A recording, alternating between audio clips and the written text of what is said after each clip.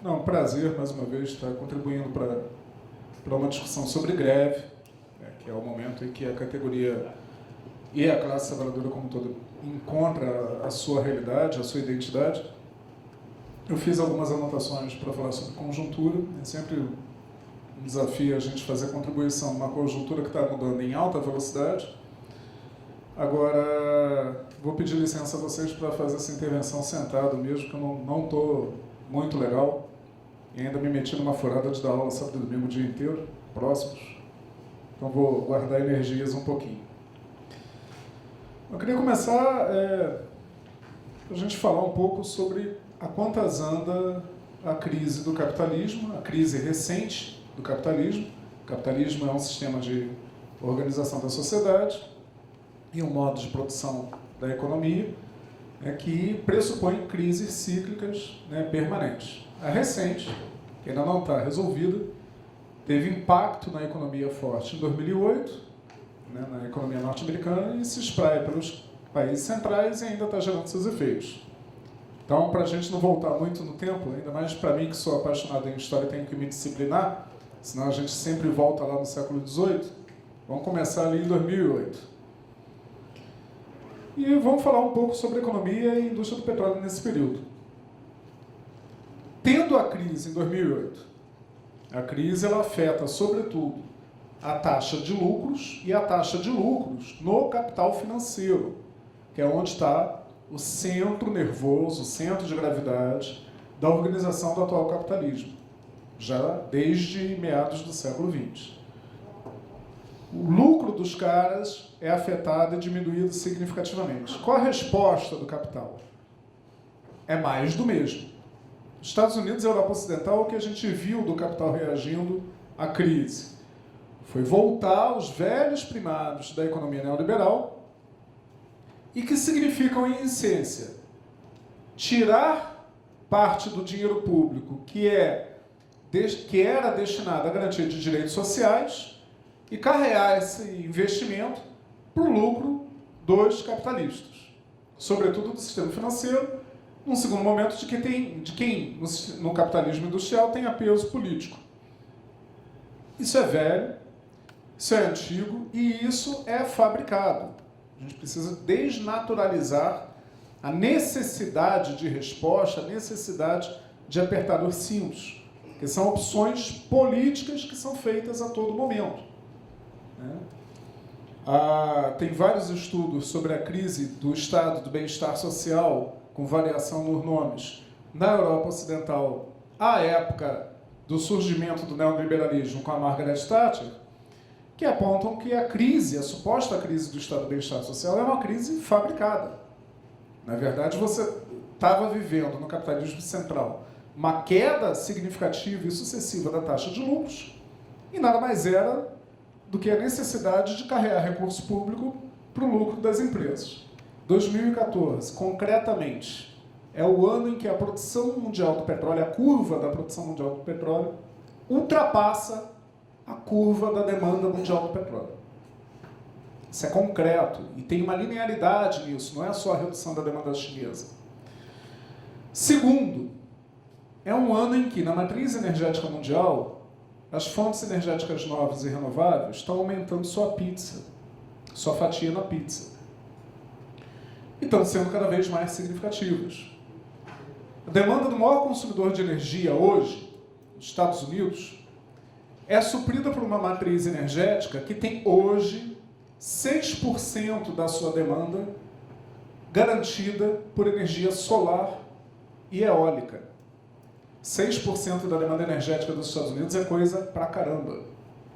E a meta do governo Obama é chegar a 20% num planejamento estratégico que foi montado no ano de 2020. Depende, tem um monte de variáveis disso, como qualquer planejamento de longo prazo, mas é significativo. De par a passo com isso, você tem aumento da produção significativo nos Estados Unidos, em todos os grandes países produtores, que levou a curva da produção mundial, como eu falei, a ultrapassar a demanda em 2014. Você tem o aumento da importância relativa da produção de energia por fontes renováveis, sobretudo eólica e solar. Junto com isso, tem um terceiro movimento, que é uma cada vez maior,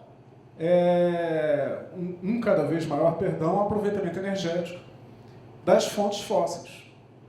Desenvolvimento de novas tecnologias, tanto para o velho e ultrapassado motor de combustão interna, quanto para outras pontas e tecnologias de uso cotidiano de queima energética. Então, cada vez mais eficientes e cada vez consumindo menos. Isso tudo são causas estruturais para fazer com que o preço caia e se mantenha baixo, diferentemente do que aconteceu em 2009. Claro, o Pentágono pode agir novamente com uma nova guerra num país produtor, dessa vez o Irã, que seria a bola da vez, para forçar a subida do preço. Mas seria artificial e não seria durável novamente. O equivalente ao Ministério de Minas e Energia dos Estados Unidos, o Departamento de Energia, prevê que o preço vai se manter nesse patamar atual dos $40, até o WTI baixando de $40 no início da semana na Bolsa, até fim do ano que vem, pelo menos, até 2016. E na elevação vai chegar no máximo até perto de $60 o barril. Essa é uma projeção que eles divulgaram para o mercado há uma semana. Bom, e isso afeta as indústrias de petróleo diretamente. E como afeta? Não são só as prefeituras receptoras de royalties daqui da região, sobretudo Macaé e Campos, que foram irresponsáveis nos seus respectivos planejamentos orçamentários e presumiram uma arrecadação continuada de que o petróleo fosse continuar na casa dos $100. A maioria dos projetos da indústria mundial do petróleo também o fez.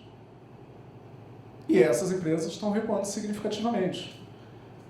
Você tem, nas últimas semanas, Chevron e Shell, duas das gigantes, reduzindo salários de empregados, reduzindo postos de trabalho, reduzindo comissões e, o que é mais grave do ponto de vista do capital, não nosso, dos trabalhadores, reduzindo o dividendo para os acionistas, reduzindo os que pagaram recentemente e reduzindo a previsão de dividendos futuros. Hoje tem uma matéria no portal do The Economist falando sobre o impacto dessas reduções nas empresas de prestação de serviço do Mar do Norte, que é uma catástrofe em matéria de desemprego na Escócia, sobretudo, mas no resto do Reino Unido também, do emprego relacionado diretamente à indústria do petróleo. O emprego nos Estados Unidos, o emprego petroleiro primeirizado, perdeu de junho do ano passado para cá 100 mil postos de trabalho. Essa cifra, em maio último, era de 60 mil. Ou seja, 40 mil foram só entre maio e agora. Isso do emprego direto. Os Estados Unidos está gerando emprego, com o detalhe de que está gerando cada vez mais emprego precarizado, a massa salarial dos Estados Unidos está encolhendo, a desigualdade, o índice de Gini está aumentando, coisa que não acontecia há muito tempo nos Estados Unidos, está acontecendo de forma sistemática, assim como está aumentando na Europa Ocidental, particularmente no Reino Unido, e o desemprego da indústria do petróleo contribui significativamente para isso. Bom, e tem uma diferença do que essas empresas estão fazendo do que a Petrobras está fazendo no seu plano de negócio. O Zé vai falar mais sobre isso, mais detidamente, mas grosso modo, nesse sobrevoo conjuntural rápido. As empresas principais de petróleo estão apostando em congelar a utilização das reservas. Por quê? Porque o preço está muito baixo. Esperar com isso um momento mais propício para voltar a investir em E&P. E estão apostando forte os recursos que ainda têm para manter suas reservas de mercado na distribuição, abastecimento e refino. As majors, todas elas estão fazendo isso. Menos a Petrobras, que nesse momento é a maior produtora de óleo, tirando as duas que não têm ação em bolsa, que são as duas maiores empresas do mundo, a Aramco da Arábia Saudita e a outra que é a empresa pública do Irã. As duas são empresas públicas, não têm ação em bolsa, o Estado é 100% dono. As duas são as maiores produtoras de petróleo do mundo. Com ações em bolsa, a Petrobras é a maior produtora nesse momento, separando o gás. E a Petrobras é a única das grandes que não adota esse sistema. Em vez de conter o EIP e guardar as reservas que tem para o momento que o preço esteja maior e manter sua fatia de mercado, a Petrobras aposta em exatamente o contrário. Vender sua infraestrutura de distribuição, a logística, né, e vender parte da BR, presumindo que essa venda de ações da BR não vai fazer a BR perder a sua privilegiada fatia no mercado brasileiro de distribuição. O que está por trás dessa diferença? Por que será que as majors do petróleo estão todas erradas e a Petrobras está certa? Não, tem uma particularidade aí. E a particularidade são as visões do governo sobre a crise e sobre a produção de petróleo nesse momento. Primeiro, tem uma diferença com relação ao governo Lula, né? O governo Lula tinha uma visão de Petrobras indutora da economia nacional, que ia fazer suas grandes encomendas aqui e que, sobretudo, ia apostar no pré-sal para se tornar uma exportadora de produtos de maior valor agregado, ou seja, derivados. Então, era aumentar o parque de refino brasileiro para além do determinado pela demanda nacional, para você exportar derivados com maior valor agregado e evitar o perfil de ser exportadora de óleo cru. O governo Dilma tinha dado mostras, bem antes da crise, de que tinha uma visão diferenciada disso. E a visão se baseia, né, no volume extraordinário das reservas comprovadas do pré-sal. E qual é a visão? Bom, eu tenho reservas comprovadas no pré-sal que suprem a demanda energética brasileira para além da expectativa de vida significativa do combustível fóssil na nossa matriz energética. Ou seja, se o combustível fóssil vai continuar sendo importante na matriz por 40, 50 anos, no Brasil, o que existe de reserva comprovada hoje no pré-sal atende isso, com todas as perspectivas de crescimento da economia nacional, e mais. Então não tem lógica não explorar isso agora, mesmo que predatoriamente, como a gente costuma chamar. E aí, nessa visão, né, o Brasil seria um grande exportador de óleo cru e não de produto agregado. E esse juízo eu faço com relação ao que o governo pensa da indústria do petróleo e faço baseado em alguns indícios que vêm sendo cantados pelo Planalto desde 2010. A esse dado se alia um outro que é conjuntural, que é o impacto da crise econômica e política no governo e a necessidade imediata de fazer caixa a qualquer custo. Essa combinação, esse binômio, estaria por trás, né, do que se planeja para a Petrobras. E aí vem o Vendini, né, com a missão, né, de fazer caixa a todo custo e preservar o EIP, porque o EIP é o futuro da Petrobras, do grande Brasil exportador de óleo cru. Do ponto de vista do planejamento estratégico, isso é abrir um convite à maldição dos recursos naturais. Isso é abrir uma enorme possibilidade para o Brasil estar vivendo uma realidade muito parecida com o que vive hoje a Nigéria, que vive exatamente essa maldição.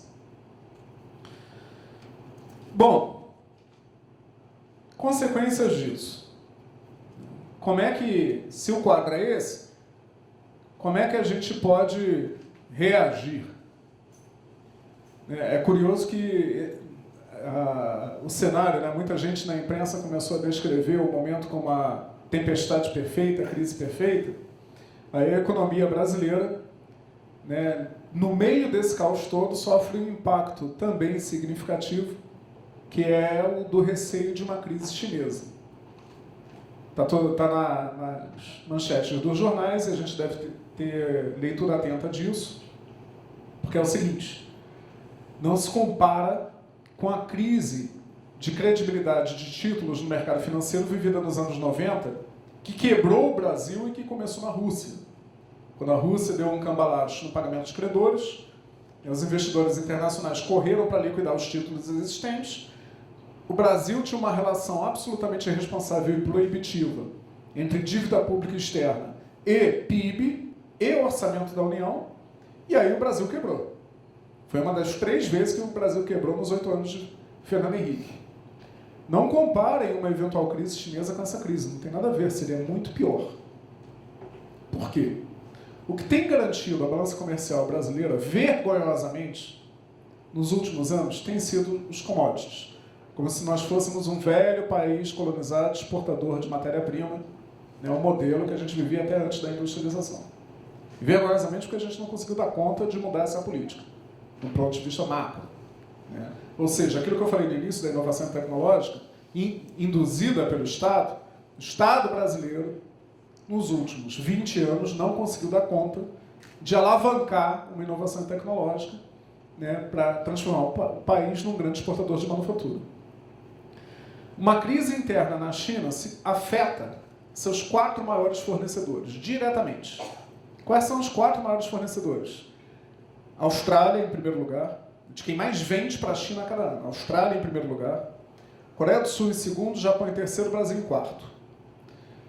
Sendo que Japão e Coreia do Sul têm uma diferença. Exportam para a China bens de alto valor agregado.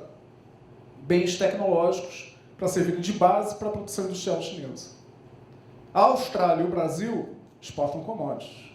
Então, o impacto econômico de uma crise chinesa na economia da Austrália, na economia do Brasil e de alguns outros países também, Nigéria, Ucrânia e até da própria Rússia, é significativo, mas maior em Austrália e Brasil. E a gente ainda não está vivendo o grosso desse impacto, apesar da redução da importação de minério de ferro. Mas pode ser muito pior do que a gente está vivenciando. Aí você monta esse quadro, foi o quê?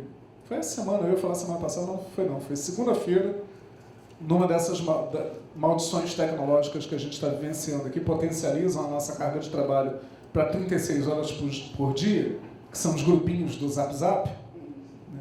Num grupo profissional do Zap Zap, eu postei um texto de conjuntura, tentando contribuir, e veio uma companheira do Paraná, falando, não, então você está justificando tudo que o governo está fazendo, e que a empresa também, etc e tal. Falei, não, está entendendo, eu estou lendo a realidade, não estou justificando nada, existem alternativas.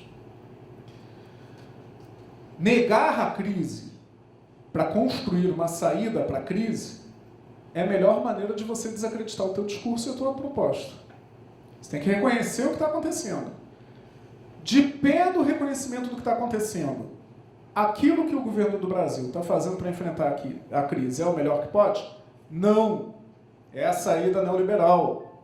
E o governo está adotando essa saída neoliberal para manter a sua sustentação no único segmento do capital nacional que ainda sustenta o governo Dilma, que é o capital financeiro, que é quem ganha com esses governos.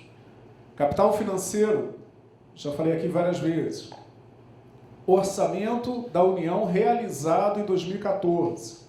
Não me refiro à LDO, Lei de Diretrizes Orçamentárias, não me refiro ao planejamento da União, mas aquilo que a União gastou, aquilo que a União pagou, dinheiro público que a União liquidou em 2014. Desse montante, o capital financeiro brasileiro abocanhou 45%. De cada R$100 que o governo federal brasileiro gastou no ano de 2014, R$45 foram para os bancos privados. É a isso que eu estou me referindo. É esse setor que mantém a sustentação política em meio à crise do governo Dilma. E é com esse setor que a gente tem que fazer a disputa neoliberal se a gente quiser. Se não quiser, vamos sofrer todas as consequências da crise e renunciamos à possibilidade, enquanto classe trabalhadora, de sermos protagonistas da história. Não me parece que seja alternativa. Alternativa existe. Capitalismo sobrevive, e a gente está vivendo num país capitalista, sobrevive com expansão constante. Capitalismo sem expansão é crise estrutural. Como é que o capitalismo realiza a sua expansão constante? Primeiro, é a grande lição da política externa dos Estados Unidos, é com guerra. Guerra significa destruição e reconstrução. Guerra significa um incremento enorme da demanda pública sobre a economia. E isso aquece a economia e gera emprego. Só para lembrar exemplo histórico, os Estados Unidos só saiu da Grande Depressão, né, em termos de PIB nominal, em 1938. Com o quê? Com as encomendas do rearmamento que eles estavam fazendo face à iminência da Segunda Guerra Mundial.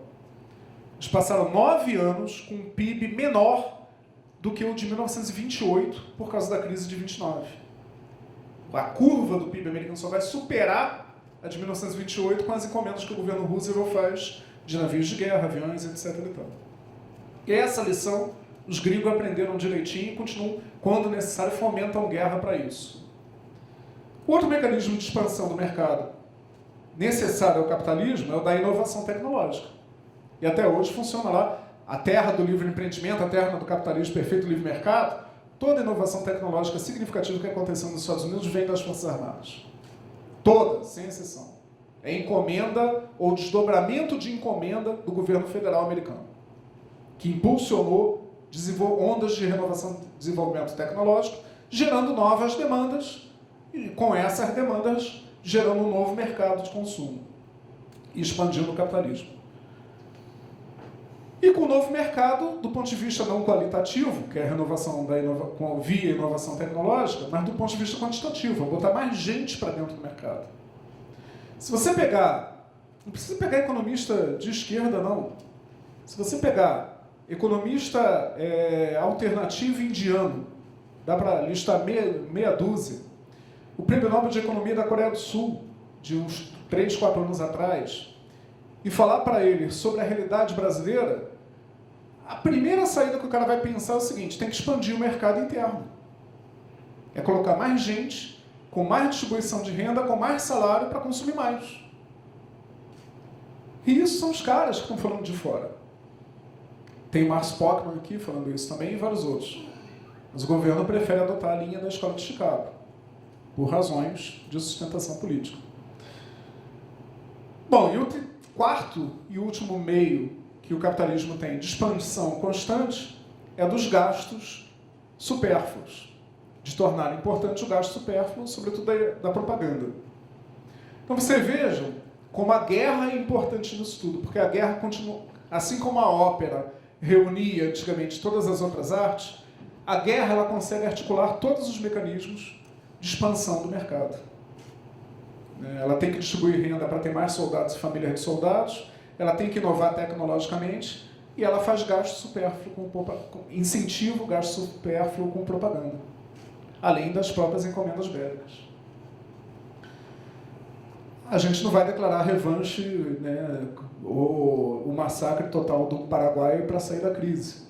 Mas o Brasil tem para usar termos de física, tem uma energia potencial acumulada ainda num setor significativo da população, absolutamente expurgado de direitos e do mercado interno, que uma distribuição de renda continuada, como por um único mecanismo, o aumento real do salário mínimo, se for mantido, tem o potencial, num cenário de inflação baixa e controlada, evidentemente, de colocar um segmento muito maior da sociedade dentro do mercado e aquecer a economia.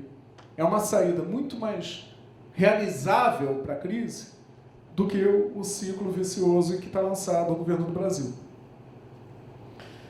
Bom, para isso, né, o que a gente faz? Vocês têm tarefas de mobilização e tarefas de se tornar atores. Semana passada, a Ordem dos Advogados do Brasil renunciou mais uma vez a ser uma entidade de defesa da democracia para ser uma entidade de defesa do capital, se aliou às confederações de empregadores do país e lançou uma carta à nação, na qual defende a radicalização de um programa neoliberal para a economia brasileira, junto com todas as confederações nacionais de empregadores. E foi ouvida pelo governo. Teve repercussão em matéria de comentários e impacto e ponderações da parte do Levi e do Armando Monteiro imediatas. Já os movimentos sociais não têm. Pode reunir com a Dilma para dizer que vai para a rua, combater golpe e impeachment. Para isso serve. Agora, para pautar a economia, não. Como é que vocês vão se tornar atores? Mobilização, com greve, etc. e tal. Eu queria fechar minutinho que me resta falando de um requisito só. Vocês vão se tornar atores desacreditando a dominação ideológica na cabeça de vocês. Porque é absolutamente incompatível com pretender ser protagonista nesse cenário você reproduzir as máximas neoliberais que a gente fica ouvindo por aí. Em todas as instâncias do movimento sindical, de todas as tendências e de todas as siglas. Porque, isso mesmo, não tem alternativa, tem que reduzir, gastou demais o ano passado, agora tem que encolher. Se vocês lerem sobre a implementação do neoliberalismo na Europa dos anos 80, são as mesmas desculpas, as mesmas justificativas. Não tem diferença. A dominação nesse momento não é econômica, é ideológica, está na cabeça da gente. E se a gente desconstruir essa dominação, a gente se torna ator para combater essa realidade.